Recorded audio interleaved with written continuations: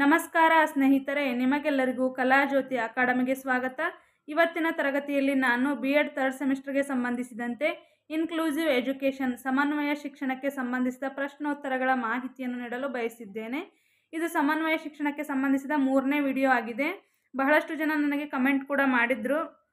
ಪ್ರೀತಿ ಅನ್ನೋರಾಗಿರ್ಬೋದು, Savitri ಅನ್ನೋರಾಗಿರ್ಬೋದು comment ಮಾಡಿದ್ರು. ಆದರೆ ನನಗೆ ಬೇರೆ ಬೇರೆ ಕೆಲಸದ ಒತ್ತಡ ಇರೋದ್ರಿಂದ ವಿಡಿಯೋನ upload ಮಾಡೋಕ್ಕಾಗಿರಲಿಲ್ಲ.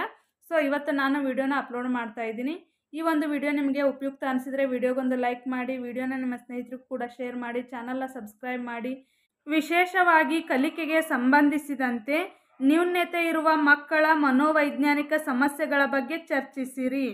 Discuss the psychological problems of disabled children with special reference to learning. ಈ ಒಂದು ಪ್ರಶ್ನೆಗೆ ಉತ್ತರ ನೋಡೋಣ್ರಿ. ಈಗ ಪೀಠಿಕೆ: ತರಗತಿಯ ಎಲ್ಲ ಚಟುವಟಿಕೆಗಳಲ್ಲಿ ಭಾಗವಹಿಸುವುದು ಮಗುವಿನ ಹಕ್ಕಾಗಿದೆ ಮತ್ತು ಅಂತಹ ಮಕ್ಕಳನ್ನು ಸ್ವೀಕರಿಸಿ ಅಗತ್ಯವಾದ ತರಬೇತಿ ಮಾರ್ಗದರ್ಶನ ನೀಡುವುದು ಪ್ರತಿಯೊಂದು ಶಾಲೆಯ ಆದ್ಯ ಕರ್ತವ್ಯವಾಗಿದೆ. ನೋಡ್ರಿ, ನಾವು ಅಂಗವಿಕಲ ಮಕ್ಕಳು, ನ್ಯೂನತೆ ಇರುವ ಮಕ್ಕಳು, ಮನೋವೈಜ್ಞಾನಿಕ ಸಮಸ್ಯೆ ಇರುವ ಮಕ್ಕಳು ಅಂತೇಳಿ ಅವ್ರನ್ನ ನಿರ್ಲಕ್ಷ್ಯ ಮಾಡಬಾರ್ದು. ತರಗತಿಯ ಎಲ್ಲ ಚಟುವಟಿಕೆಗಳಲ್ಲಿ ಅವರು ತೊಡಗಿಕೊಳ್ಳುವಂತೆ ಮಾಡಬೇಕು. ಅವರಿಗೆ ತರಬೇತಿ ಹಾಗೂ ಮಾರ್ಗದರ್ಶನವನ್ನು ನೀಡೋದು ಶಾಲೆಗಳ ಆದ್ಯ ಕರ್ತವ್ಯವಾಗಿದೆ. ಅಂಗವಿಕಲತೆಯಿಂದ ಬಳಲುತ್ತಿರುವ ಮಕ್ಕಳು ಹಲವಾರು ಮನೋವೈಜ್ಞಾನಿಕ ಸಮಸ್ಯೆಗಳನ್ನು ಹಾಗೂ ತೊಂದರೆಗಳನ್ನು ಎದುರಿಸುತ್ತಿರುವುದನ್ನು ಕಾಣಬಹುದಾಗಿದೆ. ಹೀಗೆ ಅಂಗವಿಕಲ ಇರುವಂಥ ಮಕ್ಕಳು ಏನು ಮಾಡ್ತಾರೆ, ಮನೋವೈಜ್ಞಾನಿಕವಾಗಿ ಸಾಕಷ್ಟು ಸಮಸ್ಯೆಗಳನ್ನು ಎದುರಿಸಕತ್ತಾರ. ಅಂತಹ ಸಮಸ್ಯೆಗಳು ಯಾವುವು ಅನ್ನೋದನ್ನು ನಾವೀಗ ತಿಳಿದುಕೊಳ್ಳೋಣ. ಅವುಗಳಂದರೆ, ಮೊದಲನೇ ಪಾಯಿಂಟ್, ಅವಧಾನದ ಸಾಮರ್ಥ್ಯ ಸೀಮಿತವಾಗಿದ್ದು ಕಲಿಕೆ ನಿಧಾನವಾಗಿ ಸಾಗುತ್ತದೆ. ಅವಧಾನ ಅಂದರೆ ಏನ್ರಿ? ದಮ್ ವಿಲ್ಲೇರ್ ಅವರ ಪ್ರಕಾರ ಯಾವುದಾದ್ರೊಂದು ವಸ್ತು ವಿಷಯದ ಕಡೆಗೆ ಪ್ರಜ್ಞೆಯನ್ನು ಕೇಂದ್ರೀಕರಿಸುವ ಸಾಮರ್ಥ್ಯಕ್ಕೆ ನಾವು ಅವಧಾನ ಅಂತ ಕರಿತೀವಿ. ಈ ಒಂದು ಅಂಗವಿಕಲತೆ ಇರುವಂತಹ ಮಕ್ಕಳಲ್ಲಿ ಮನೋವೈಜ್ಞಾನಿಕ ಸಮಸ್ಯೆಯಾಗಿ ಅವಧಾನದ ಕೊರತೆ ಇರುತ್ತೆ. ಯಾವುದೇ ಒಂದು ಕಲಿಕೆಯಲ್ಲಿ ಅವಧಾನವನ್ನು ಕೇಂದ್ರೀಕರಿಸುವ ಸಾಮರ್ಥ್ಯ ಅವ್ರಿಗಿರಂಗಿಲ್ಲ, ಅದು ಸೀಮಿತವಾಗಿರುತ್ತೆ. ಹಾಗಾಗಿ ಕಲಿಕೆ ನಿಧಾನವಾಗಿ ಸಾಗ್ತೈತ್ರಿ. ಎರಡನೇ ಪಾಯಿಂಟು, ಯಾವುದೇ ರೀತಿಯ ಅನ್ವೇಷಣಾ ಪ್ರವೃತ್ತಿ ಚಟುವಟಿಕೆಗಳಲ್ಲಿ, ಕ್ರೀಡೆಗಳಲ್ಲಿ, ಕಾರ್ಯಕ್ರಮಗಳಲ್ಲಿ ತೊಡಗಿಸಿಕೊಳ್ಳುವುದಿಲ್ಲ. ಈ ಅಂಗವಿಕಲ ಮಕ್ಕಳು ಏನು ಮಾಡ್ತಾರೆ, ಯಾವುದೇ ಚಟುವಟಿಕೆಗಳಲ್ಲಿ ತಮ್ಮನ್ನು ತಾವು ತೊಡಗಿಸಿಕೊಳ್ಳುವುದಿಲ್ಲ. ಅನ್ವೇಷಣೆಯ ಕ್ರಿಯೆ ಅಥವಾ ಹೊಸದನ್ನು ಸೃಷ್ಟಿ ಮಾಡುವ ಸಾಮರ್ಥ್ಯ ಅವರಲ್ಲಿರಲ್ಲ. ಕಾರ್ಯಕ್ರಮಗಳಲ್ಲಿ ಅವರು ತಮ್ಮನ್ನು ತಾವು ತೊಡಗಿಸಿಕೊಳ್ಳುವುದಿಲ್ಲ. ಮೂರನೇ ಪಾಯಿಂಟು, ಎಲ್ಲ ಚಟುವಟಿಕೆಗಳಲ್ಲಿ ನಿಷ್ಕ್ರಿಯರಾಗಿರುತ್ತಾರೆ. ತರಗತಿಯಲ್ಲಿ ಶಿಕ್ಷಕರು ಹಲವಾರು ಚಟುವಟಿಕೆಗಳನ್ನು ಆಯೋಜಿಸ್ತಾರೆ, ಆದರೆ ಈ ಮಕ್ಕಳು ಏನು ಮಾಡ್ತಾರೆ, ಎಲ್ಲ ಚಟುವಟಿಕೆಗಳಲ್ಲಿ ನಿಷ್ಕ್ರಿಯತೆಯನ್ನು ತೋರಿಸ್ತಾರ. ಸಕ್ರಿಯವಾಗಿ ಅವರು ಪಾಲ್ಗೊಳ್ಳುವುದಿಲ್ಲ. ನೆಕ್ಸ್ಟ್ ನಾಲ್ಕನೇ ಪಾಯಿಂಟ್, ಆತಂಕ ಹಾಗೂ ಆಶಾಭಂಗಕ್ಕೆ ಒಳಗಾಗಿರುತ್ತಾರೆ. ಈ ಅಂಗವಿಕಲ ಮಕ್ಕಳು ಏನಾಗಿರ್ತಾರೆ, ಆತಂಕಕ್ಕೊಳಗಾಗಿರ್ತಾರೆ ಹಾಗೂ ಆಶಾಭಂಗಕ್ಕೆ ಒಳಗಾಗಿರ್ತಾರೆ. ಆಶಾಭಂಗ ಅಂದ್ರೆ ಏನಪ್ಪ ಅಂದ್ರೆ, ನಾವು ಇಟ್ಟುಕೊಂಡಂಥ ಗುರಿ ಉದ್ದೇಶಗಳು ನಾವು ಅಂದುಕೊಂಡ ಸಮಯದಲ್ಲಿ ಈಡೇರದೇ ಇದ್ದಾಗ ನಮಗೇನಾಗತ್ತೆ, ಆಶಾಭಂಗ ಉಂಟಾಗತ್ತಾ. ಈ ಮಕ್ಕಳು ಏನಾಗಿರ್ತಾರೆ, ಯಾವಾಗಲೂ ಆಶಾಭಂಗಕ್ಕೆ ಒಳಗಾಗಿರ್ತಾರ. ನೆಕ್ಸ್ಟ್ ಐದನೇ ಪಾಯಿಂಟ್, ಜಾಸ್ತಿ ಪ್ರಮಾಣದಲ್ಲಿ ಉದ್ವೇಗಕ್ಕೆ ಒಳಗಾಗುವರು. ಈ ಅಂಗವಿಕಲ ಮಕ್ಕಳು ಏನು ಮಾಡ್ತಾರೆ, ಬಹಳಷ್ಟು ಉದ್ವೇಗಕ್ಕೆ, ಭಾವೋದ್ವೇಗಕ್ಕೆ ಒಳಗಾಗ್ತಾರ. ಸಮವಯಸ್ಕರೊಡನೆ ಮುಕ್ತವಾಗಿ ಬೆರೆಯುವುದಿಲ್ಲ. ತಮ್ಮ ಸ್ನೇಹಿತರೊಂದಿಗೆ, ಸಮವಯಸ್ಕರೊಂದಿಗೆ ಮುಕ್ತವಾಗಿ ಬೆರೆಯುವುದಿಲ್ಲ. ಎಲ್ಲರ ಜೊತೆಗೆ ಮಿಂಗಲ್ ಆಗಂಗಿಲ್ಲ. ಈ ಮಕ್ಕಳು ಒಂಟಿಯಾಗಿರೋಕ್ಕೆ ಇಷ್ಟಪಡ್ತಾರ.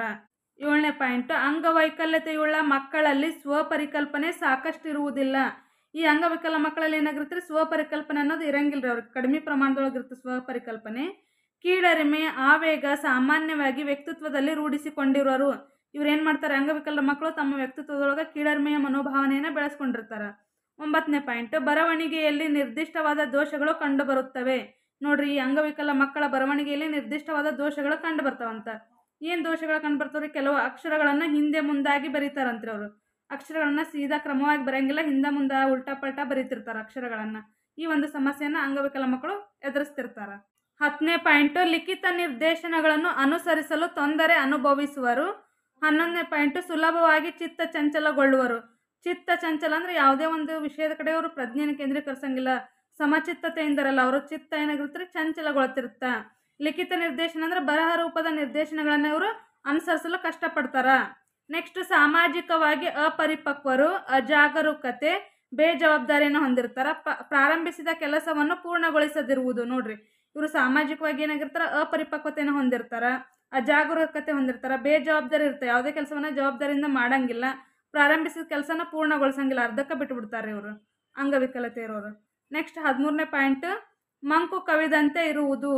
ಅಂಗವಿಕಲರ ಮನೋವೈಜ್ಞಾನಿಕ ಸಮಸ್ಯೆಗಳಲ್ಲಿ ಇದು ಪ್ರಮುಖವಾದದ್ದು. ಮಂಕು ಕವಿದಂತೆ ಕುಂತು ಬಿಟ್ಟಿರ್ತಾರೆ. ಯಾವುದೇ ಚಟುವಟಿಕೆಯಿಂದ ಕ್ರಿಯಾಶೀಲತೆಯಿಂದಿರಲ್ಲ, ಒಂದು ಕಡೆ ಕುಂತ್ಬಿಟ್ಟಿರ್ತಾರೆ. ಅಮೂರ್ತ ಆಲೋಚನಾ ಸಾಮರ್ಥ್ಯದ ಕೊರತೆ. ನೋಡ್ರಿ, ಇವ್ರಿಗೆ ಅಮೂರ್ತ ಆಲೋಚನಾ ಸಾಮರ್ಥ್ಯ ಕಡಿಮೆ ಇರ್ತೈತಿ. ಸಂವಹನ ಸಾಮರ್ಥ್ಯದ ಕೊರತೆ ಇರುತ್ತೆ. ಇನ್ನೊಬ್ಬರ ಜೊತೆಗೆ ಉತ್ತಮ ರೀತಿಯಾದ ಸಂವಹನ ಮಾಡಲ್ಲ. ಸಂವಹನದ ಸಮಸ್ಯೆನ ಎದುರಿಸ್ತಿರ್ತಾರೆ. ಅದು ಲಿಖಿತ ಸಂವಹನ ಆಗಿರ್ಬೋದು, ಮೌಖಿಕ ಸಂವಹನ ಆಗಿರಬಹುದು. ಕಡಿಮೆ ಸ್ಮರಣ ಶಕ್ತಿ. ಇವ್ರಿಗೆ ಮೆಮೊರಿ ಪವರ್ ಬಹಳಷ್ಟು ಕಡಿಮೆ ಇರ್ತೈತ್ರಿ. ಸಮಸ್ಯಾ ಪರಿಹಾರ ಕೌಶಲ್ಯದಲ್ಲಿ ತುಂಬಾ ಹಿಂದುಳಿದಿರುವರು. ಈ ಒಂದು ಮನೋವೈಜ್ಞಾನಿಕ ಸಮಸ್ಯೆ ಇರುವಂತಹ ವಿದ್ಯಾರ್ಥಿಗಳು ಸಮಸ್ಯಾ ಪರಿಹಾರ ಕೌಶಲ್ಯದಲ್ಲಿ ಬಹಳಷ್ಟು ಹಿಂದುಳಿದಿರ್ತಾರ. ಉಪಸಂಹಾರ. ಮೇಲಿನ ಎಲ್ಲ ಸಮಸ್ಯೆಗಳನ್ನು ವೈಕಲ್ಯತೆ ಇರುವ ಮಗು ಅನುಭವಿಸುತ್ತಿರುತ್ತದೆ. ನೋಡ್ರಿ, ಈ ಮೇಲಿನ ಎಲ್ಲ ಸಮಸ್ಯೆಗಳನ್ನು ಅಂಗವೈಕಲ್ಯತೆ ಇರುವಂತಹ ಮಕ್ಕಳು ಅನುಭವಿಸ್ತಿರ್ತಾರ. ಆ ಮಕ್ಕಳ ಸಮಸ್ಯೆಗಳನ್ನು ಗುರುತಿಸಿ ಅವರಿಗೆ ಸೂಕ್ತವಾದ ಮಾರ್ಗದರ್ಶನವನ್ನು ನೀಡಬೇಕು. ಆತ್ಮವಿಶ್ವಾಸವನ್ನು ತುಂಬುವ ಕೆಲಸವನ್ನು ಶೈಕ್ಷಣಿಕ ರಂಗದಿಂದ ಆಗಬೇಕಾಗಿದೆ ಎನ್ನುವುದು ನನ್ನ ಭಾವನೆ. ಈ ಮಕ್ಕಳಿಗೆ ಏನು ಮಾಡ್ಬೇಕ್ರಿ, ಆತ್ಮವಿಶ್ವಾಸವನ್ನು ತುಂಬುವಂಥ ಕೆಲಸವನ್ನು ಶಿಕ್ಷಣ ರಂಗದಿಂದ ಆಗಬೇಕು ಅನ್ನೋದು ನನ್ನ ಒಂದು ಭಾವನೆಯಾಗಿದೆ. Next question. ಶ್ರವಣೇಂದ್ರಿಯ ಸವಾಲುಳ್ಳ ಮಕ್ಕಳಿಗೆ ಶೈಕ್ಷಣಿಕ ಅವಕಾಶಗಳನ್ನು ಸೂಚಿಸಿ. Suggest the educational provisions for children with auditory challenges. ಪೀಠಿಕೆ. ಶ್ರವಣ ವಿಕಲತೆಯುಳ್ಳ ಮಕ್ಕಳಿಗೆ ಕಲಿಸುವುದು ನಿಜಕ್ಕೂ ವಿಶೇಷ ಸಾಹಸ. ಶ್ರವಣ ವಿಕಲತೆಯ ಮಕ್ಕಳ ಕಲಿಕೆಯ ಮೇಲೆ ನೇತಾತ್ಮಕ ಪ್ರಭಾವ ಬೀರುತ್ತದೆ. ಮಕ್ಕಳಲ್ಲಿ ಕಿವುಡುತನದ ಪ್ರಮಾಣ ಹೆಚ್ಚಾದಷ್ಟು ಭಾಷಾ ಕಲಿಕೆ ದೊಡ್ಡ ಸಮಸ್ಯೆಯಾಗಿ ಪರಿಣಮಿಸುತ್ತದೆ. ಶ್ರವಣ ವಿಕಲತೆ ಇರುವ ಮಕ್ಕಳಿಗೆ ಶಿಕ್ಷಣ ನೀಡುವಾಗ ಈ ಕೆಳಗಿನ ಅಂಶಗಳ ಕಡೆಗೆ ಗಮನ ನೀಡಬೇಕು. ನೋಡ್ರಿ, ಶ್ರವಣ ವಿಕಲತೆ ಇರುವಂತಹ ಮಕ್ಕಳಿಗೆ ಕಲಿಸೋದು ನಿಜಕ್ಕೂ ಒಂದು ಸಾಹಸದ ಕೆಲಸ. ಒಂದು ವೇಳೆ ಅವರಲ್ಲಿ ಶ್ರವಣ ಸಾಮರ್ಥ್ಯ ಕಡಿಮೆ ಇತ್ತಂದ್ರೆ ಭಾಷಾ ಕಲಿಕೆ ಕಲಿಸೋದು ಬಹಳಷ್ಟು ದೊಡ್ಡ ಸಮಸ್ಯೆ ಆಗುತ್ತೆ. ಅವ್ರಿಗೆ ಕಲಿಸ್ಬೇಕಂದ್ರೆ ಏನೆಲ್ಲ ಅಂಶಗಳನ್ನು ಒಳಗೊಂಡಿರ್ಬೇಕು ಅನ್ನೋದನ್ನು ನಾವೀಗ ನೋಡ್ತಾ ಹೋಗೋಣ್ರಿ. ಮೊದಲನೇ ಪಾಯಿಂಟ್, ಇಂಥ ಮಕ್ಕಳಿಗೆ ಹೇಗೆ ಕಲಿಸ್ಬೇಕು? ಮಿತವಾದ ತರಗತಿಯ ಗಾತ್ರ ಇರಬೇಕ್ರಿ. ತರಗತಿಯ ಗಾತ್ರ ತರಗತಿಯ ಯಶಸ್ಸಿಗೆ ಕಾರಣವಾಗುತ್ತದೆ. ಆದ್ದರಿಂದ ಮಿತವಾದ ತರಗತಿಯ ಗಾತ್ರವನ್ನು ಏರ್ಪಡಿಸಬೇಕು.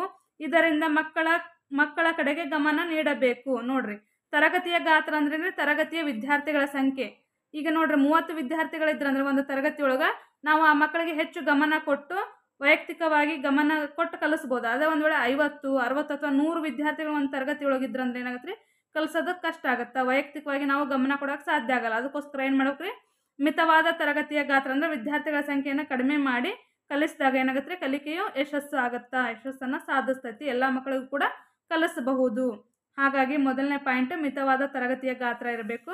ನೆಕ್ಸ್ಟ್ ಎರಡನೇ ಪಾಯಿಂಟ್, ವಾಕ್ತಜ್ಞರ ಮೂಲಕ ನಿಯಮಿತವಾಗಿ ಮಾತು, ಭಾಷೆ ಹಾಗೂ ಧ್ವನಿಯ ತರಬೇತಿ ಶಿಕ್ಷಣವನ್ನು ನೀಡಬೇಕು.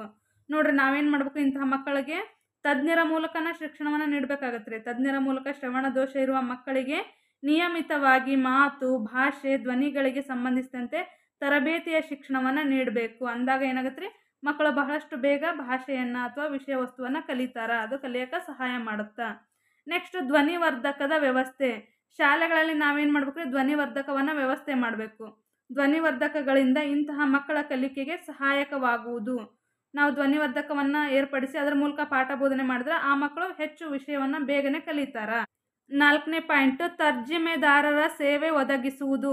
ಈ ಮಕ್ಕಳಿಗೆ ಹೇಳಿದ ವಿಷಯಗಳನ್ನು ಪದೇ ಪದೇ ತಿಳಿಸಲು ತರ್ಜಿಮೆದಾರರ ಸೇವೆಯನ್ನು ಒದಗಿಸ್ಬೇಕ್ರಿ. ಈಗ ಶಿಕ್ಷಕರು ವಿಷಯ ವಸ್ತುವನ್ನು ಹೇಳೋಗಿರ್ತಾರ.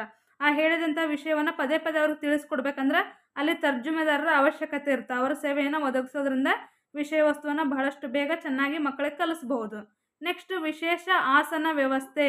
ಉತ್ತಮವಾದ ಆಸನ ವ್ಯವಸ್ಥೆಯನ್ನು ಈ ಮಕ್ಕಳಿಗೆ ಮಾಡಬೇಕು. ಈ ಮಕ್ಕಳಿಗೆ ವಿಶೇಷವಾದಂಥ ಆಸನ ವ್ಯವಸ್ಥೆಯನ್ನು ಮಾಡಿಕೊಡಬೇಕು. ಶಿಕ್ಷಕರಿಗೆ ವಿಶೇಷ ತರಬೇತಿ. ಶ್ರವಣ ವಿಕಲತೆ ಇರುವ ಮಕ್ಕಳು ಬಳಸುವ ಸಂಜ್ಞಾಭಾಷೆ ಅಥವಾ ಸಂಪೂರ್ಣ ಸಂವಹನವನ್ನು ತಿಳಿದು ಪ್ರತಿಕ್ರಿಯೆ ನೀಡುವ ಸಲುವಾಗಿ ಶಿಕ್ಷಕರಿಗೆ ಹಾಗೂ ತರಗತಿಯ ಕೆಲವು ವಿದ್ಯಾರ್ಥಿಗಳಿಗೆ ಈ ರೀತಿಯ ಇದರ ಬಗ್ಗೆ ಏನು ಮಾಡಬೇಕು, ತರಬೇತಿಯನ್ನು ನೀಡಬೇಕು. ಹಾಗೆ ವಿಶೇಷ ತರಬೇತಿಯನ್ನು ನೀಡಿದ್ರೆ ಏನಾಗುತ್ತೆ, ಶಿಕ್ಷಕರು ಈ ಮಕ್ಕಳಿಗೆ ಚೆನ್ನಾಗಿ ಪಾಠ ಬೋಧನೆಯನ್ನು ಮಾಡಲು ಸಹಕಾರಿಯಾಗುತ್ತದೆ. 7ನೇ ಪಾಯಿಂಟ್, ಆಪ್ತ ಸಲಹೆ ಸಮಾಧಾನ ನೀಡುವುದು. ಮಕ್ಕಳ ಆಪ್ತ ಸಲಹೆ ಸಮಾಧಾನ ನೀಡುವುದು ಶ್ರವಣ ವಿಕಲತೆಯುಳ್ಳ ಮಕ್ಕಳಿಗೆ ಅವಶ್ಯಕವಾಗಿದೆ. ನೋಡ್ರಿ, ಮೊದಲೇ ಅವ್ರಿಗೆ ಕಿವಿ ಕೇಳಿಸ್ತಾರಲ್ಲ, ಶ್ರವಣ ವಿಕಲತೆ ಇರುತ್ತೆ, ಅಂಥ ಮಕ್ಕಳಿಗೆ ಏನು ಮಾಡ್ಬೇಕ್ರಿ, ನಾವು ಆಪ್ತವಾದ ಸಲಹೆ ಸೂಚನೆಯನ್ನು ಸಮಾಧಾನವನ್ನು ನೀಡಿ ಪಾಠ ಬೋಧನೆ ಮಾಡಿದಾಗ ವಿಷಯ ವಸ್ತುವನ್ನು ಬಹಳಷ್ಟು ಬೇಗ ವಿದ್ಯಾರ್ಥಿಗಳು ಕಲಿತಾರ. ನೆಕ್ಸ್ಟ್, ವಿಶೇಷ ಆಸನ ವ್ಯವಸ್ಥೆ. ಸಾಮಾನ್ಯ ತರಗತಿಗಳಿಗಿಂತ ವಿಶೇಷ ಮಕ್ಕಳ ಆಸನ ವ್ಯವಸ್ಥೆ ಭಿನ್ನವಾಗಿರುವಂತೆ ನೋಡಿಕೊಳ್ಳಬೇಕು. ಉಪಸಂಹಾರ. ಈ ಮೇಲಿನ ಎಲ್ಲ ಶೈಕ್ಷಣಿಕ ಕ್ರಮಗಳನ್ನು ಶ್ರವಣ ದೋಷವಿರುವ ಮಕ್ಕಳಿಗೆ ಒದಗಿಸಿದ್ದೇ ಆದಲ್ಲಿ ಶೈಕ್ಷಣಿಕವಾಗಿ ಇಂತಹ ಮಕ್ಕಳು ಮುಂದೆ ಬರುತ್ತಾರೆ, ಶಿಕ್ಷಣದಲ್ಲಿ ಅಥವಾ ಕಲಿಕೆಯಲ್ಲಿ ಯಶಸ್ಸು ಸಾಧಿಸಲು ಸಹಕಾರಿಯಾಗುತ್ತದೆ. ಈ ಎಲ್ಲ ಸೌಲಭ್ಯಗಳನ್ನು ಈ ಮಕ್ಕಳಿಗೆ ಒದಗಿಸಿಕೊಟ್ಟಾಗ ಏನಾಗುತ್ತೆ, ಶಿಕ್ಷಣದಲ್ಲಿ ಉತ್ತಮವಾದ ಸಾಧನೆಯನ್ನು ಮಾಡ್ತಾರ. ನೆಕ್ಸ್ಟ್ ಕ್ವಶನ್, ಸಮನ್ವಯ ಶಿಕ್ಷಣದಲ್ಲಿ ಶಿಕ್ಷಕರ ಪಾತ್ರ, role of teachers in inclusive education. ಪೀಠಿಕೆ, ಸಮನ್ವಯ ಶಾಲೆಗಳಲ್ಲಿ ವಿದ್ಯಾರ್ಥಿಗಳ ಆಧಾರವೇ ಶಿಕ್ಷಕ. ಇಲ್ಲಿ ಶಿಕ್ಷಕರು ಕೇವಲ ಸಾಮಾನ್ಯ ಮಕ್ಕಳನ್ನು ಗಮನದಲ್ಲಿಟ್ಟುಕೊಂಡು ತಮ್ಮ ಬೋಧನಾ ಯೋಜನೆಗಳನ್ನು ಸಿದ್ಧಪಡಿಸಿಕೊಳ್ಳದೆ ವಿಶೇಷ ಅಗತ್ಯತೆಯುಳ್ಳ ಮಕ್ಕಳನ್ನು ಕೂಡ ಗಮನದಲ್ಲಿಟ್ಟುಕೊಂಡು ಯೋಜಿಸಬೇಕಾಗುತ್ತದೆ. ಈ ನಿಟ್ಟಿನಲ್ಲಿ ಶಿಕ್ಷಕರ ಶ್ರಮ ದ್ವಿಗುಣವಾಗುವುದು. ಶಿಕ್ಷಕರು ಸಮನ್ವಯ ತರಗತಿಗಳಲ್ಲಿ ಮಾಡಬೇಕಾದಂತಹ ಕೆಲವೊಂದಿಷ್ಟು ಕ್ರಮಗಳು ಈ ಕೆಳಗಿನಂತಿವೆ. ಮೊದಲನೇದಾಗಿ ನಾವು ಸಮನ್ವಯ ಶಿಕ್ಷಣ ಅಂದರೆ ಏನು ಅಂತ ತಿಳ್ಕೋಬೇಕು. ಸಮನ್ವಯ ಶಿಕ್ಷಣ ಅಂದರೆ ಏನ್ರಿ, ಸಾಮಾನ್ಯ ತರಗತಿಗಳಲ್ಲಿ ಸಾಮಾನ್ಯ ವಿದ್ಯಾರ್ಥಿಗಳೊಂದಿಗೆ ವಿಶೇಷ ಅಗತ್ಯತೆ ಉಳ್ಳ ಮಕ್ಕಳನ್ನು ಕೂಡ ಸೇರಿಸಿ ಪಾಠ ಬೋಧನೆಯನ್ನು ಮಾಡೋದಕ್ಕೆ ನಾವೇನಂತ ಕರಿತೀವಿ, ಸಮನ್ವಯ ಶಿಕ್ಷಣ ಅಂತ ಕರಿತೀವಿ. ಅಂದರೆ ಈ ಶಾಲೆಯಲ್ಲಿ ಸಾಮಾನ್ಯ ಮಕ್ಕಳ ಜೊತೆಗೆ ವಿಶೇಷ ಅಗತ್ಯತೆ ಉಳ್ಳ ಮಕ್ಕಳು, ಅಂಗವಿಕಲ ಮಕ್ಕಳು ಕೂಡ ಇರ್ತಾರ. ಆ ಇಬ್ಬರು ಮಕ್ಕಳನ್ನು ಒಳಗೊಂಡಂತೆ ಶಿಕ್ಷಕರು ಪಾಠ ಬೋಧನೆಯನ್ನು ಮಾಡಬೇಕು, ಯೋಜನೆಯನ್ನು ರೂಪಿಸಬೇಕಾಗಿರುತ್ತೆ. ಏನೆಲ್ಲ ಮಾರ್ಪಾಡುಗಳನ್ನು ಕ್ರಮಗಳನ್ನು ಏರ್ಪಡಿಸ್ಕೋಬೇಕಂದ್ರೆ, ಮೊದಲನೇದಾಗಿ ಮಾರ್ಪಡಿಸುವಿಕೆ ಅಥವಾ ಹೊಂದಾಣಿಕೆಯನ್ನು ಮಾಡಬೇಕಾಗತ್ತೆ. ಕೆಲವೊಮ್ಮೆ ಮಗುವಿನ ನಿರ್ದಿಷ್ಟ ಕಾರ್ಯನಿರ್ವಹಣಾ ಮಿತಿಗನುಗುಣವಾಗಿ ಕಲಿಕಾ ಸಾಮಗ್ರಿಗಳನ್ನು ಮಾರ್ಪಡಿಸಬೇಕಾಗುತ್ತದೆ. ಶಿಕ್ಷಕರಾದವರು ಏನು ಮಾಡ್ಬೇಕ್ರಿ, ಕೆಲವೊಮ್ಮೆ ಮಕ್ಕಳ ಕಾರ್ಯನಿರ್ವಹಣಾ ಸಾಮರ್ಥ್ಯ ಅವರ ಮಿತಿಯನ್ನು ಗಮನದಲ್ಲಿಟ್ಕೊಂಡು ಕಲಿಕಾ ಸಾಮಗ್ರಿಗಳನ್ನು ಮಾರ್ಪಡಿಸಬೇಕಾಗತ್ತೆ. ಏನು ಮಾರ್ಪಡಿಸ್ಬೇಕು, ಉದಾಹರಣೆಗೆ ನೋಡ್ರಿ, ಭೂಪಟವನ್ನು ಉಪಯೋಗಿಸಿ ಪಾಠ ಮಾಡುವಾಗ ತರಗತಿಯಲ್ಲಿ ಅಂಧ ವಿದ್ಯಾರ್ಥಿಗಳು ಇದ್ದಾಗ ಸ್ಪರ್ಶ ಜ್ಞಾನದಿಂದ ತಿಳಿಯಲು ಅನುಕೂಲವಾಗುವಂತೆ ಭೂಪಟಗಳನ್ನು ಮಾಡಬೇಕು. ನೋಡ್ರಿ, ಏನಾದರೂ ನಮ್ಮ ತರಗತಿಯಲ್ಲಿ ಅಂಧ ವಿದ್ಯಾರ್ಥಿಗಳಿದ್ರೆ, ಕುರುಡ ವಿದ್ಯಾರ್ಥಿಗಳಿದ್ರಂದ್ರೆ ಭೂಪಟವನ್ನು ತೋರಿಸುವಾಗ ಅದು ಸ್ಪರ್ಶ ಜ್ಞಾನಕ್ಕೆ ಅನುಗುಣವಾಗಿರುವಂತಹ ಭೂಪಟವನ್ನು ಸಿದ್ಧಪಡಿಸಬೇಕು. ಇದಕ್ಕೆ ನಾವು ಮಾರ್ಪಡಿಸುವಿಕೆ ಅಥವಾ ಹೊಂದಾಣಿಕೆ ಅಂತ ಕರಿತೀವಿ. ನೆಕ್ಸ್ಟ್, ಬದಲಾವಣೆ. ಮಗುವಿನ ಕಲಿಕಾ ಸಾಮರ್ಥ್ಯಕ್ಕನುಗುಣವಾಗಿ ಸೂಕ್ತ ರೀತಿಯಲ್ಲಿ ಮಾರ್ಪಡಿಸಲು ಸಾಧ್ಯವಾಗದೆ ಹೋದಾಗ ಕೆಲವು ಸಾರಿ ಒಂದಕ್ಕೆ ಬದಲಾಗಿ ಮತ್ತೊಂದನ್ನು ಕಲಿಸಬೇಕಾಗುತ್ತದೆ. ನೋಡ್ರಿ, ಎಲ್ಲ ಸಂದರ್ಭದೊಳಗೂ ನಾವು ಹೊಂದಾಣಿಕೆ ಮಾಡ್ತೀನಿ, ಮಾರ್ಪಾಡು ಮಾಡ್ತೀನಿ ಅಂದ್ರೆ ಆಗಲ್ಲ. ಕೆಲವೊಮ್ಮೆ ಏನಾಗುತ್ತೆ ರೀ, ಮಾರ್ಪಾಡು ಮಾಡೋಕ್ಕಾಗಂಗಿಲ್ಲ, ಹೊಂದಾಣಿಕೆ ಮಾಡೋಕ್ಕಾಗಂಗಿಲ್ಲ. ಮಕ್ಕಳ ಸಾಮರ್ಥ್ಯಕ್ಕನುಗುಣವಾಗಿ ನಾವು ಕಲಿಸುವಂಥ ವಿಷಯವನ್ನು ಮಾರ್ಪಡಿಸಲು ಸಾಧ್ಯವಾಗದೇ ಇದ್ದಾಗ ಏನು ಮಾಡ್ಬೇಕ್ರಿ, ಬದಲಾವಣೆಯನ್ನು ಮಾಡಬೇಕಾಗತ್ತೆ. ಒಂದು ವಿಷಯದ ಬದಲಾಗಿ ಮತ್ತೊಂದು ವಿಷಯವನ್ನು ಕಲಿಸ್ಬೇಕಾಗತ್ತೆ. ಉದಾಹರಣೆಗೆ, ಉನ್ನತ ತರಗತಿಗಳಿಗೆ ಹೋಗುತ್ತಿದ್ದಂತೆ ವಿಶೇಷ ಚೇತನ ಮಕ್ಕಳಿಗೆ ವಿಜ್ಞಾನ ವಿಷಯದ ಕಲಿಕೆ ಕಷ್ಟವೆನಿಸಿದರೆ ಅದಕ್ಕೆ ನಾವೇನು ಮಾಡಬೇಕು, ಅದಕ್ಕೆ ಬದಲಾಗಿ ಕಲಾ ವಿಷಯಗಳನ್ನು ತೆಗೆದುಕೊಂಡು ಓದಬೇಕು. ಕಲಾ ವಿಷಯಗಳನ್ನು ಆರ್ಟ್ಸ್ ವಿಭಾಗಕ್ಕೆ ಆ ವಿದ್ಯಾರ್ಥಿಗಳನ್ನು ಕಳಿಸಿ ಅದನ್ನು ವಿಷಯವನ್ನು ಕಲಿಸ್ಬೇಕಾಗತ್ತೆ. ಮೂರನೇ ಪಾಯಿಂಟು, ಬಿಟ್ಟು ಬಿಡುವುದು. ಶಿಕ್ಷಕರಾದ ನಾವು ಏನು ಮಾಡ್ಬೇಕ್ರಿ, ಕೆಲವೊಂದು ಸಂದರ್ಭದೊಳಗೆ ಕೆಲವೊಂದಿಷ್ಟು ಚಟುವಟಿಕೆಗಳನ್ನ ಬಿಟ್ಟು ಬಿಡಬೇಕಾಗತ್ತೆ. ಏನು ಬಿಡಬೇಕು, ಕೆಲವು ವಿಶೇಷ ಅಗತ್ಯತೆಯುಳ್ಳ ಮಕ್ಕಳ ನಿರ್ದಿಷ್ಟ ಕಾರ್ಯನಿರ್ವಹಣಾ ಮಿತಿಗನುಗುಣವಾಗಿ ಸಾಮಾನ್ಯ ಪಠ್ಯಕ್ರಮದ ಕೆಲವು ಭಾಗಗಳನ್ನು ಹಾಗೂ ಕೆಲವು ವಿಷಯಗಳನ್ನು ಏನೂ ಗತ್ಯಂತರವೇ ಇಲ್ಲವೆಂದಾಗ ಮಾತ್ರ ಬಿಟ್ಟು ಬಿಡಬಹುದು. ಏನೋ ಕೆಲವೊಂದಿಷ್ಟು ಅವಶ್ಯಕತೆ ಇಲ್ಲಪ್ಪ, ಕೆಲವೊಂದಿಷ್ಟು ವಿಶೇಷ ಅಗತ್ಯತೆ ಉಳ್ಳ ಮಕ್ಕಳಿಗೆ ಅನ್ನು ಕಲಿಯೋಕ್ಕೆ ಸಾಧ್ಯನೇ ಆಗಲ್ಲ ಅಂದರೆ ಅಂಥ ವಿಷಯಗಳನ್ನು ಶಿಕ್ಷಕರಾದ ನಾವೇನು ಮಾಡ್ಬೇಕ್ರಿ, ಬಿಟ್ಟು ಬಿಡಬೇಕು. ನೆಕ್ಸ್ಟ್, ನಾಲ್ಕನೇ ಪಾಯಿಂಟು, ಪರಿಹಾರ ನೀಡುವುದು. ನಾವೇನು ಮಾಡ್ಬೇಕ್ರಿ, ಮಕ್ಕಳ ಸಮಸ್ಯೆಗಳಿಗೆ ಪರಿಹಾರವನ್ನು ನೀಡಬೇಕು. ಶಿಕ್ಷಕರಾದವರು ಏನೆಲ್ಲ ಪರಿಹಾರ ನೀಡಬೇಕ್ರಿ, ಸಾಮಾನ್ಯ ಪಠ್ಯಕ್ರಮ ಕಲಿಯಲು ಕೆಲವೊಂದು ಮೂಲಭೂತ ಕೌಶಲ್ಯಗಳ ಅಗತ್ಯವಿದೆ. ಆದ್ದರಿಂದ ಕೆಲವು ತೀವ್ರ ತರಹದ ಇಂದ್ರಿಯ ಅಥವಾ ಬುದ್ಧಿಶಕ್ತಿಯ ಸಮಸ್ಯೆಯುಳ್ಳಂತಹ ವಿಶೇಷ ಅಗತ್ಯತೆಯುಳ್ಳ ಮಕ್ಕಳಿಗೆ ಅಗತ್ಯವಿರುವ ಕೌಶಲ್ಯಗಳನ್ನು ಕಲಿಸಬೇಕಾಗುತ್ತದೆ. ಇದನ್ನು ಪರಿಹಾರಾತ್ಮಕ ಕೌಶಲ್ಯ ಎನ್ನುವರು. ನೋಡ್ರಿ, ಪರಿಹಾರ ನೀಡೋದಂದ್ರೆ ಎಲ್ಲ ವಿಷಯವನ್ನು ಎಲ್ಲ ವಿದ್ಯಾರ್ಥಿಗಳಿಗೆ ಒಂದೇ ರೀತಿಯಾಗಿ ನಾವು ಬೋಧಿಸೋಕೆ ಸಾಧ್ಯ ಆಗಂಗಿಲ್ಲ. ಕೆಲವೊಂದಿಷ್ಟು ಇಂದ್ರಿಯದ ಕೊರತೆ ಆಗಿರ್ಬೋದು, ಬುದ್ಧಿಶಕ್ತಿಯ ಸಮಸ್ಯೆಯನ್ನು ಹೊಂದಿರುವಂಥ ವಿಶೇಷ ಚೇತನವುಳ್ಳ ಮಕ್ಕಳಿರ್ತಾರೆ. ಅಂತಹ ಮಕ್ಕಳಿಗೆ ಅಗತ್ಯವಾದಂತಹ ಕೌಶಲ್ಯಗಳನ್ನು ಕಲಿಸ್ಬೇಕು, ಪರಿಹಾರಾತ್ಮಕ ಕೌಶಲ್ಯವನ್ನು ನೀಡಬೇಕು. ಅದಕ್ಕೆ ನಾವು ಪರಿಹಾರ ಅಂತ ಕರಿತೀವಿ. ಉದಾಹರಣೆಗೆ, ಅಂಧ ವಿದ್ಯಾರ್ಥಿಗಳಿಗೆ ಓದಲು ಬರೆಯಲು ಬ್ರೈಲ್ ಲಿಪಿ ಅವಕಾಶವನ್ನು ಕಲ್ಪಿಸ್ಕೊಡ್ಬೇಕ್ರಿ. ಬ್ರೈಲ್ ಲಿಪಿ, ಅಬಾಕಸ್. ಕಣ್ಣು ಕಾಣಲಾರದ ವಿದ್ಯಾರ್ಥಿಗಳು ನಮ್ಮ ತರಗತಿಯಲ್ಲಿದ್ದರೆ ನಾವೇನು ಮಾಡ್ಬೇಕ್ರಿ, ಅವರಿಗೆ ಓದಕ್ಕೆ ಬರೆಯೋಕೆ ಬ್ರೈಲ್ ಲಿಪಿಯನ್ನು, ಅಬಾಕಸ್ನ ಸೌಲಭ್ಯವನ್ನು ಒದಗಿಸ್ಕೊಡ್ಬೇಕು. ಕಲಿಕಾ ದೋಷವನ್ನು ಹೊಂದಿರುವಂಥ ಮಕ್ಕಳಿಗೆ ಓದಕ್ಕೆ ಬರೆಯೋಕೆ ಗಣಿತದ ಅಂಕಿ ಸಂಖ್ಯೆಗಳ ಪರಿಕಲ್ಪನೆಯನ್ನು ತಿಳಿಸ್ಕೊಡ್ಬೇಕು ಶಿಕ್ಷಕರಾದಂತಹ ನಾವುಗಳು. ನೆಕ್ಸ್ಟ್, ತರಗತಿಯ ನಿರ್ವಹಣೆಯನ್ನು ಮಾಡಬೇಕು. ಮಗು ಅನೇಕ ವಿಶೇಷತೆಗಳನ್ನು ತಾನಾಗಿಯೇ ಕಲಿಯುತ್ತದೆ. ಅದಕ್ಕೆ ಕಲಿಯುವ ವಾತಾವರಣಗಳನ್ನು ಕಲ್ಪಿಸಿಕೊಡಬೇಕು. ಶಿಕ್ಷಕರ ಜವಾಬ್ದಾರಿ. ನೋಡ್ರಿ, ಮಗು ಏನು ಮಾಡ್ತಾರೆ, ಕೆಲವೊಂದಿಷ್ಟು ವಿಷಯಗಳನ್ನು ತಾನಾಗೆ ಕಲಿತಿರ್ತೈತಿ. ಅದಕ್ಕೆ ಶಿಕ್ಷಕರಾದ ನಾವು ಕಲಿಯುವ ವಾತಾವರಣವನ್ನು ಕಲ್ಪಿಸಿಕೊಡುವಂಥ ಜವಾಬ್ದಾರಿಯನ್ನು ಹೊಂದಿರ್ತೀವಿ. ವಾತಾವರಣ ನಿರ್ಮಾಣದಲ್ಲಿ ತರಗತಿಯ ನಿರ್ವಹಣೆ ಬಹುಮುಖ್ಯವಾದ ಅಂಶ ಆಗೈತ್ರಿ. ನಾವು ತರಗತಿ ವಾತಾವರಣವನ್ನು ಹೇಗೆ ನಿರ್ಮಿಸ್ತೀವಲ್ಲ, ಅದು ನಮ್ಮ ತರಗತಿಯ ನಿರ್ವಹಣೆ ಬಹುಮುಖ್ಯವಾದ ಅಂಶವಾಗಿರುತ್ತೆ. ಉದಾಹರಣೆಗೆ, ಸಮೀಪ ಅಥವಾ ದೂರದೃಷ್ಟಿ ಇರುವ ಮಕ್ಕಳನ್ನು ಅವರ ಅಗತ್ಯಕ್ಕೆ ತಕ್ಕಂತೆ ಕೂಡಿಸ್ಬೇಕ್ರಿ. ನಾವು ತರಗತಿಯಲ್ಲಿ ಮಕ್ಕಳನ್ನ, ದೃಷ್ಟಿ ದೋಷ ಇರುವ ಮಕ್ಕಳನ್ನ ಅವರ ಅಗತ್ಯಕ್ಕೆ ತಕ್ಕಂತೆ ಸ್ಥಳಗಳಲ್ಲಿ ಕೂಡಿಸ್ಬೇಕು. ನೆಕ್ಸ್ಟ್, ಶ್ರವಣ ದೋಷವಿರುವ ಮಕ್ಕಳಿಗೆ ನಿಮ್ಮ ಮುಖಭಾವ, ತುಟಿಯ ಚಲನವಲನ ಕಾಣುವಷ್ಟು ದೂರದಲ್ಲಿದ್ದುಕೊಂಡು ಪಾಠ ಬೋಧನೆಯನ್ನು ಮಾಡಬೇಕಾಗತ್ರಿ. ಅವ್ರೇನು ಮಾಡ್ತಾರೆ, ಶ್ರವಣ ದೋಷ ಇರುವ ಮಕ್ಕಳ ಮುಖಭಾವವನ್ನು, ಹಾವಭಾವವನ್ನು ಹಾಗೂ ತುಟಿಯ ಚಲನವಲನವನ್ನು ನೋಡಿ ವಿಷಯ ವಸ್ತುವನ್ನು ಕಲಿತಿರ್ತಾರೆ. ಈ ರೀತಿ ಅಗತ್ಯತೆ ಇರುವ ಮಕ್ಕಳಿಗೆ ಅನುಗುಣವಾಗಿ ತರಗತಿಯನ್ನು ನಿರ್ವಹಣೆಯನ್ನು ಮಾಡಬೇಕಾಗತ್ತೆ. 7ನೇ ಪಾಯಿಂಟ್, ಅಧ್ಯಾಪಕರ ಮನೋಭಾವ ಮತ್ತು ತರಗತಿಯಲ್ಲಿ ಸಂವಹನ. ಶಿಕ್ಷಕರು ಎಲ್ಲ ಮಕ್ಕಳ ಬಗ್ಗೆ ಗೌರವದ ಭಾವನೆಯನ್ನು, ಧನಾತ್ಮಕ ಮನೋಭಾವ ಹೊಂದಿರಬೇಕು, ಸೌಹಾರ್ದತೆಯಿಂದ ವರ್ತಿಸಬೇಕು. ನೋಡ್ರಿ, ಶಿಕ್ಷಕರಾದವ್ರು ಏನು ಮಾಡ್ಬೇಕ್ರಿ, ತರಗತಿಯಲ್ಲಿ ಸೌಹಾರ್ದತೆಯ ಮನೋಭಾವನೆಯನ್ನು ಹೊಂದಿರಬೇಕು, ಎಲ್ಲ ಮಕ್ಕಳಿಗೆ ಗೌರವದ ಮನೋಭಾವನೆ ಹಾಗೂ ಧನಾತ್ಮಕ ಮನೋಭಾವನೆಯನ್ನು ಹೊಂದಿರಬೇಕು. ತರಗತಿ ಕೋಣೆಯಲ್ಲಿ ಸಂತಸದಾಯಕವಾದ ವಾತಾವರಣವನ್ನು ನಿರ್ಮಾಣ ಮಾಡಬೇಕು. ಮಗುವನ್ನು ನಿಂದಿಸದೆ ಸಮಾಧಾನದಿಂದ ಅವರ ಉತ್ತರವನ್ನು ಪಡೆಯಬೇಕು. ಉದಾಹರಣೆಗೆ, ನಮ್ಮ ವರ್ತನೆಗಳು ಮಗುವಿನಲ್ಲಿ ಕಲಿಕೆಯ ಭರವಸೆಯನ್ನು ಮೂಡಿಸುವಂತಿರಬೇಕು. ಶಿಕ್ಷಕರಾದ ನಮ್ಮ ವರ್ತನೆಗಳು ಹೇಗಿರ್ಬೇಕಪ್ಪ ಅಂದ್ರೆ, ಮಕ್ಕಳಲ್ಲಿ ಕಲಿಕೆಯ ಭರವಸೆಯನ್ನು ಮೂಡಿಸುವಂತಿರಬೇಕು. ಹಾಗೆ ನಾವೇನು ಮಾಡ್ಬೇಕ್ರಿ, ಇತರ ಮಕ್ಕಳೊಂದಿಗೆ ಮಕ್ಕಳನ್ನು ಹೋಲಿಸಬಾರ್ದು. ಶಿಕ್ಷಕರು ಏನು ಮಾಡಬೇಕು, ಆ ಹುಡುಗ ಶಾಣೆ ಅದನು, ನೀ ಶಾಣೆ ಇಲ್ಲ, ನೀ ದಡ್ಡದಿ, ಅವ್ರದ್ದು ಜಾಣರದ್ರ ಅಂಥೇಳಿ ಇತರ ಮಕ್ಕಳ ಜೊತೆಗೆ ಹೋಲಿಕೆಯನ್ನು ಮಾಡಬಾರ್ದು. ನೆಕ್ಸ್ಟ್ 7ನೇ ಪಾಯಿಂಟ್, ಮಕ್ಕಳನ್ನು ಉತ್ತೇಜಿಸುವುದು. ಹೇಗೆ ಉತ್ತೇಜಿಸ್ಬೇಕು ನಾವು ಮಕ್ಕಳನ್ನು ಕಲಿಕೆಯಲ್ಲಿ? ಮಗುವಿಗೆ ಉತ್ತೇಜನ, ಪ್ರೋತ್ಸಾಹ ನೀಡಿದಲ್ಲಿ ಅದು ಯಾವುದೇ ಕೆಲಸವನ್ನು ಸ್ಫೂರ್ತಿಯಿಂದ ಮಾಡುತ್ತದೆ ಎಂಬುದು ಸಾಮಾನ್ಯ ಸಂಗತಿ. ನೋಡ್ರಿ, ನಾವೇನ್ರ ಯಾವುದಾದ್ರೂ ಕೆಲಸ ಮಾಡಿದಾಗ ಗುಡ್, ವೆರಿ ಗುಡ್, ಚೆನ್ನಾಗಿ ಮಾಡಿದೀಯಾ, ಒಳ್ಳೆಯದು, ಹೀಗೆ ಮಾಡು ಅಂತೇಳಿ ಏನಾದರೂ ಉತ್ತೇಜನ ನೀಡಿದ್ರೆ, ಪ್ರೋತ್ಸಾಹವನ್ನು ನೀಡಿದ್ರೆ, ಯಾವುದೇ ಕೆಲಸ ಇರಲಿ, ಆ ಮಗು ಏನು ಮಾಡ್ತಾರೆ, ಖುಷಿಯಿಂದ, ಸ್ಫೂರ್ತಿಯಿಂದ ಆ ಕೆಲಸವನ್ನು ಮಾಡುತ್ತೆ ಅನ್ನೋದು ಒಂದು ಸಾಮಾನ್ಯವಾದ ಸಂಗತಿ. ಉದಾಹರಣೆಗೆ, ಮಗುವಿಗೆ ಆಕರ್ಷಕವಾದ ಆಟಗಳನ್ನು ಆಡಿಸುವುದು. ದಿನ ಉದ್ದಕ ಪಾಠ ಹೇಳೋದ್ರ ಬದಲು ಏನು ಮಾಡ್ಬೇಕ್ರಿ, ಆಕರ್ಷಕವಾದ ಆಟಗಳನ್ನು ಆಡಿಸ್ಬೇಕು. ಅದನ್ನು ಆಡಿಸಿದಾಗ ಏನಾಗ್ತಾರೆ, ಮಕ್ಕಳು ಅಟ್ರಾಕ್ಟಿವ್ ಆಗಿ ಕಲಿತಾರೆ. ನೆಕ್ಸ್ಟ್, ನೂತನ ಚಟುವಟಿಕೆಗಳಿಂದ ತರಗತಿಯನ್ನು ಆರಂಭಿಸುವುದು. ನಾವು ತರಗತಿಯನ್ನು ಪ್ರಾರಂಭಿಸುವಾಗ ಏನೋ ಒಂದು ಹೊಸ ಚಟುವಟಿಕೆಯ ಮೂಲಕ, ನೂತನ ಚಟುವಟಿಕೆ ಮೂಲಕ ಆರಂಭಿಸಿದ್ರೆ ಚೆನ್ನಾಗಿ ಮಕ್ಕಳು ಕಲಿತಾರೆ. ಉಪಸಂಹಾರ. ಹೀಗೆ ಶಿಕ್ಷಕರು ವಿಶೇಷ ಅಗತ್ಯತೆಯುಳ್ಳ ಮಕ್ಕಳೊಂದಿಗೆ ಮುಕ್ತವಾಗಿ ಪಾಲ್ಗೊಳ್ಳುವ ಮೂಲಕ ಅವರ ಭವಿಷ್ಯಕ್ಕೆ ಮಾರ್ಗದರ್ಶಕರಾಗಿ, ಸಲಹೆಗಾರನಾಗಿ, ಸುಲಭಕಾರನಾಗಿ ಕಾರ್ಯನಿರ್ವಹಿಸಿದಾಗ ಮಾತ್ರ ಅವರು ಸೂಕ್ತವಾಗಿ ತಮ್ಮ ಗುರಿಯ ಕಡೆಗೆ ಸಾಗಲು ಸಾಧ್ಯವಾಗುವುದು. ಶಿಕ್ಷಕರ ಪಾತ್ರ ಬಹಳಷ್ಟು ಮುಖ್ಯವಾಗಿರುತ್ತೆ ವಿದ್ಯಾರ್ಥಿಗಳ ಜೀವನದಲ್ಲಿ. ಶಿಕ್ಷಕರು ಏನು ಮಾಡ್ಬೇಕ್ರಿ, ಒಬ್ಬ ಸಲಹೆಗಾರರಾಗಿ, ಮಾರ್ಗದರ್ಶಕರಾಗಿ ಕಾರ್ಯವನ್ನು ನಿರ್ವಹಿಸಿದಾಗ ವಿದ್ಯಾರ್ಥಿಗಳು ತಮ್ಮ ಗುರಿಯನ್ನು ತುಂಬ ಸುಲಭವಾಗಿ ಸಾಧಿಸಲು ಸಾಧ್ಯವಾಗುತ್ತದೆ. 16ನೇ ಪ್ರಶ್ನೆ, ಅಂತರ್ಗತ ಮತ್ತು ವಿಶೇಷ ಶಿಕ್ಷಣದ ಪರಿಕಲ್ಪನೆಯನ್ನು ಬರೆಯಿರಿ. Write the concept of integrated and special education. ಪೀಠಿಕೆ.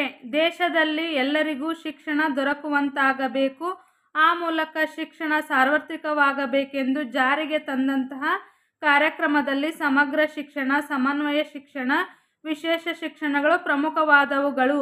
ಅವುಗಳ ಪರಿಕಲ್ಪನೆಯನ್ನು ವಿವರಿಸಲಾಗಿದೆ. ನೋಡ್ರಿ, ನಮಗೇನು ಕ್ವಶನ್ ಕೇಳ್ಯಾರ, ಅಂತರ್ಗತ ಶಿಕ್ಷಣ ಹಾಗೂ ವಿಶೇಷ ಶಿಕ್ಷಣದ ಪರಿಕಲ್ಪನೆ ಕೇಳ್ಯಾರ. ಮೊದಲನೇದಾಗಿ ನಾವು ಅಂತರ್ಗತ ಶಿಕ್ಷಣದ ಪರಿಕಲ್ಪನೆ ನೋಡನ್ರಿ. ಅಂತರ್ಗತ ಶಿಕ್ಷಣ ಅಂದ್ರೆ ಇಂಟಿಗ್ರೇಟೆಡ್ ಎಜುಕೇಷನ್. ಪರಿಕಲ್ಪನೆ: ಅಸಾಧಾರಣ ಮಕ್ಕಳಿಗೆ ಅರೆಕಾಲಿಕ ಅಥವಾ ಪೂರ್ಣಾವಧಿಯ ಆಧಾರದ ಮೇಲೆ ಸಾಮಾನ್ಯ ಮಕ್ಕಳೊಂದಿಗೆ ತರಗತಿಯಲ್ಲಿ ಹಾಜರಾಗುವ ಮೂಲಕ ಶಿಕ್ಷಣಕ್ಕೆ ಅವಕಾಶ ನೀಡುವುದೇ ಸಮಗ್ರ ಶಿಕ್ಷಣವಾಗಿದೆ. ನೋಡ್ರಿ, ಏನಂತ ಅಂತರ್ಗತ ಶಿಕ್ಷಣದ ಪರಿಕಲ್ಪನೆ ಏನಪ್ಪ ಅಂದ್ರೆ, ಅಸಾಧಾರಣ ಮಕ್ಕಳು, ಅಂತಹ ಮಕ್ಕಳನ್ನು ನಾವೇನು ಮಾಡ್ಬೇಕ್ರಿ, ಅರೆಕಾಲಿಕ ಅಥವಾ ಪೂರ್ಣಾವಧಿಯ ಆಧಾರದ ಮೇಲೆ ಸಾಮಾನ್ಯ ಮಕ್ಕಳೊಂದಿಗೆ ತರಗತಿಯಲ್ಲಿ ಹಾಜರಾಗುವ ಮೂಲಕ ಶಿಕ್ಷಣಕ್ಕೆ ಅವಕಾಶವನ್ನು ನೀಡುವಂಥದಕ್ಕೆ ನಾವೇನಂತೀವಿ, ಸಮಗ್ರ ಶಿಕ್ಷಣ ಅಂತ ಕರಿತೀವಿ. ಲಕ್ಷಣಗಳು: ಶಾಲೆಯಿಂದ ಹೊರಗುಳಿದ ಎಲ್ಲ ಅಸಮರ್ಥ ಮಕ್ಕಳಿಗೂ ಶಾಲೆಗೆ ಕರೆತರುವ ಪ್ರಯತ್ನ ಮಾಡದೆ ಕೇವಲ ಸ್ವಯಂ ಶಾಲೆಗೆ ದಾಖಲಾದ ಅಸಮರ್ಥ ಮಕ್ಕಳ ಕಲಿಕೆಗೆ ಅವಕಾಶವನ್ನು ನೀಡುವುದು. ನೋಡ್ರಿ, ಈ ಅಂತರ್ಗತ ಶಿಕ್ಷಣ ಅಂದ್ರೆ ಏನ್ರಿ, ಎಲ್ಲ ಅಸಮರ್ಥ ಮಕ್ಕಳು ಶಾಲೆಗೆ ತರ್ಬೇಕಂತ ಏನು ರೂಲ್ಸ್ ಇಲ್ರಿ. ಅವರ ಏನಾದರೂ ಸ್ವ ಇಚ್ಛೆಯಿಂದ ಶಾಲೆಗೆ ಬರ್ತಾರೆ. ಸ್ವಯಂ ಶಾಲೆಗೆ ದಾಖಲಾದ ಅಸಮರ್ಥ ಮಕ್ಕಳ ಕಲಿಕೆಗೆ ಅವಕಾಶವನ್ನು ನೀಡೋದಕ್ಕೆ ನಾವೇನಂತ ಕರಿತೀವಿ, ಅಂತರ್ಗತ ಶಿಕ್ಷಣ ಅಂತ ಕರಿತೀವಿ. ನೆಕ್ಸ್ಟ್, ಶಾಲೆಗೆ ಪ್ರತಿನಿತ್ಯ ಹಾಜರಾಗಬೇಕೆಂದು ಕಡ್ಡಾಯವಿಲ್ಲ. ಈ ಥರ ಅಸಮರ್ಥ ಮಕ್ಕಳು ಶಾಲೆಗೆ ಪ್ರತಿನಿತ್ಯನೂ ಕೂಡ ಹಾಜರಾಗಬೇಕಂತೇನು ಕಡ್ಡಾಯ ಇಲ್ಲ. ಅವರು ಅರೆಕಾಲಿಕವಾಗಿ ಆದರೂ ಬರ್ಬೋದು ಅಥವಾ ಪೂರ್ಣಾವಧಿಯವರೆಗೆ ಆದರೂ ಶಾಲೆಗೆ ಬರಬಹುದು.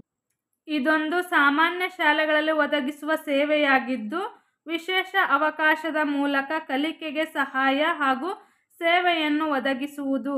ಇಲ್ಲಿ ಉದ್ದೇಶಪೂರ್ವಕವಾಗಿ ಶಾಲೆಯಿಂದ ಹೊರಗುಳಿದ ಮಾನಸಿಕ, ದೈಹಿಕ ಅಸಮರ್ಥ ಮಕ್ಕಳಿಗೆ ಶಿಕ್ಷಣವನ್ನು ನೀಡುವುದಲ್ಲ, ಬದಲಾಗಿ ಒಂದು ಕಲಿಕೆಗೆ ಅವಕಾಶವನ್ನು ಸೃಷ್ಟಿಸುವುದಾಗಿದೆ. ವಿಶೇಷ ಶಿಕ್ಷಣದ ಪರಿಕಲ್ಪನೆ. ನ್ಯೂನತೆಯುಳ್ಳ ಮಕ್ಕಳಿಗೆ ಮಾಮೂಲಿಯಾದ ಶಿಕ್ಷಣ ನೀಡುವುದರಿಂದ ಏನೂ ಪ್ರಯೋಜನವಿಲ್ಲ. ಅವರ ಸಾಮರ್ಥ್ಯಗಳ ವಿಕಸನಕ್ಕೆ ವಿಶೇಷ ಬಗೆಯ ಶಿಕ್ಷಣದ ಅಗತ್ಯವಿದೆ ಎಂಬ ಅರಿವು 1700ರ ಸುಮಾರಿಗೆ ಯುರೋಪಿನಲ್ಲಿ ಕಂಡುಬಂದಿತು. ಆವಿಷ್ಕಾರ ಪ್ರಿಯರಾದ ಕೆಲವು ವ್ಯಕ್ತಿಗಳು ವಿಕಲಾಂಗರಿಗೆ ಮತ್ತು ಮಕ್ಕಳಿಗೆ ವಿದ್ಯೆ ಕಲಿಸಲು ವಿಶೇಷ ಶಿಕ್ಷಣದ ಪರಿಕಲ್ಪನೆಯನ್ನು ಜಾರಿಗೆ ತಂದರು ಅಥವಾ ಚಾಲನೆ ನೀಡಿದರು. ನೋಡ್ರಿ, ವಿಶೇಷ ಶಿಕ್ಷಣ ಅಂದ್ರೆ ಏನ್ರಿ? ನ್ಯೂನತೆ ಇರುವಂತಹ, ವಿಕಲಾಂಗತೆಯನ್ನು ಹೊಂದಿರುವಂತಹ ಮಕ್ಕಳಿಗೆ ಮಾಮೂಲಾಗಿ ಸಾಮಾನ್ಯವಾಗಿ ಶಿಕ್ಷಣವನ್ನು ನೀಡಿದ್ರೆ ಅದು ಹೆಚ್ಚು ಪರಿಣಾಮಕಾರಿ ಆಗಂಗಿಲ್ಲ. ಬದಲಾಗಿ ಅವರ ಸಾಮರ್ಥ್ಯಗಳ ವಿಕಸನಕ್ಕಾಗಿ ವಿಶೇಷ ಶಿಕ್ಷಣವನ್ನು ನೀಡಬೇಕು ಅಂತೇಳಿ 1700ರ ಹೊತ್ತಿಗೆ ಯುರೋಪಿನಲ್ಲಿ ಏನು ಮಾಡಿದ್ರು? ಆವಿಷ್ಕಾರವನ್ನು ಮಾಡೋಕ್ಕೆ ಪ್ರಯತ್ನ ಮಾಡಿದರು. ಈ ಆವಿಷ್ಕಾರದ ಫಲವಾಗಿ ಏನಾತ್ರಿ? ವಿದ್ಯಾರ್ಥಿಗಳಿಗೆ ಹಾಗೂ ಮಕ್ಕಳಿಗೆ ವಿದ್ಯೆ ಕಲಿಸಲು ವಿಶೇಷ ಶಿಕ್ಷಣದ ಪರಿಕಲ್ಪನೆಗೆ ಚಾಲನೆ ನೀಡಲಾಯಿತು. ನೆಕ್ಸ್ಟ್, ಫ್ರಾನ್ಸಿನ JMG ಇಟಾರ್ಡ್ ವಿಶೇಷ ಶಿಕ್ಷಣದ ಪಿತಾಮಹ ಅಂತ ಕರಿತೀವ್ರಿ ನಾವು. ಫ್ರಾನ್ಸ್ ದೇಶದ JMG ಇಟಾರ್ಡ್ ರವರನ್ನ ವಿಶೇಷ ಶಿಕ್ಷಣದ ಪಿತಾಮಹ ಅಂತ ಕರೀತಾರ. ಶ್ರವಣ ದೋಷವಿರುವ ಮಕ್ಕಳ ಜೊತೆ ಕೆಲಸ ಮಾಡಿದ್ರಂತಿವ್ರು. ಒಮ್ಮೆ ಕಾಡಿನಲ್ಲಿದ್ದ ಬಾಲಕನನ್ನು ಸುಸಂಸ್ಕೃತನನ್ನಾಗಿ ಮಾಡಲು ಆತ ಪಟ್ಟ ಶ್ರಮ ಶ್ಲಾಘನೀಯವಾದುದು. ಇವ್ರೇನ್ ಮಾಡ್ತಾರೆ? ಕಾಡಿನಲ್ಲಿರುವಂತಹ ಬಾಲಕನನ್ನ ಸುಸಂಸ್ಕೃತನನ್ನಾಗಿ ಮಾಡ್ತಾರ.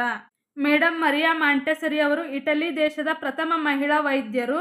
ಮೊದಲಿಗೆ ಬುದ್ಧಿಮಾಂದ್ಯ ಮಕ್ಕಳ ಜೊತೆ ಕೆಲಸ ಮಾಡಿದರು. ಸುತ್ತಲಿನ ಆವರಣವನ್ನು ಬಳಸಿಕೊಳ್ಳುವ ಹಾಗೂ ಇಂದ್ರಿಯ ತರಬೇತಿ ಹಾಗೂ ಮೂರ್ತ ಅನುಭವದ ಮೂಲಕ ಕಲಿಯುವ ಶಕ್ತಿ ಮಕ್ಕಳಲ್ಲಿದೆ ಎಂದು ಆಕೆ ಪ್ರತಿಪಾದಿಸಿದರು. ನೋಡ್ರಿ, ಇವ್ರೇನ್ ಮಾಡ್ತಾರೆ? ಬುದ್ಧಿಮಾಂದ್ಯ ಮಕ್ಕಳ ಜೊತೆಗೆ ಕೆಲಸ ಮಾಡ್ತಾರ. ಕೆಲಸ ಮಾಡಿ ಸುತ್ತಮುತ್ತಲಿನ ಆವರಣವನ್ನು ಬಳಸಿಕೊಳ್ಳುವಂಥ ಶಕ್ತಿ ಐತಿ. ಇಂದ್ರಿಯ ತರಬೇತಿಯ ಮೂಲಕ ಹಾಗೂ ಮೂರ್ತ ವಸ್ತುಗಳ ಅನುಭವದ ಮೂಲಕ ಕಲಿಕೆಯನ್ನು ಉಂಟು ಮಾಡಬಹುದು ಬುದ್ಧಿಮಾಂದ್ಯ ಮಕ್ಕಳಲ್ಲಿ ಕೂಡ ಅಂತೇಳಿ ಮರಿಯಾ ಮಾಂಟೆಸರಿ ಅವರು ಹೇಳಿದ್ದಾರೆ.